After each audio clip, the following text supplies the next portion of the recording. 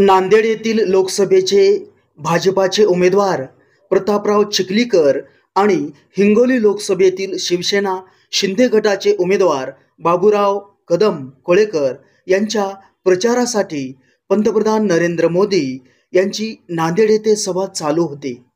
नुकताच काँग्रेसमधून भाजपात आलेल्या अशोकराव चव्हाण यांच्यासाठी नांदेड लोकसभेची निवडणूक अत्यंत प्रतिष्ठेची बनलेली असताना त्या सभेसाठी जय्यत तयारी केलेली असताना लाखो खुर्च्या भव्य मंडपात मांडल्या असताना सुद्धा प्रचंड गर्दी अशोकराव चव्हाण यांनी जमवलेली असताना सुद्धा जेव्हा पंतप्रधान नरेंद्र मोदी हे भाषणासाठी उभे राहतात तेव्हा लोक त्यांना ऐकण्याऐवजी भर सभेतून एक नव्हे दोन नव्हे जवळजवळ 85% लोक निघून जायला लागतात।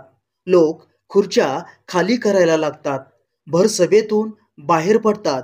हे दृश्य पाहिल्यानंतर आयोजकांनी त्यांना खूप थांबवण्याचा प्रयत्न केला, पण लोकांनी पंतप्रधानांचे अर्थात नरेंद्र मोदींचे भाषण ऐकण्याऐवजी त्या ठिकाणाहून निघून जाणेच पसंत केले आहे।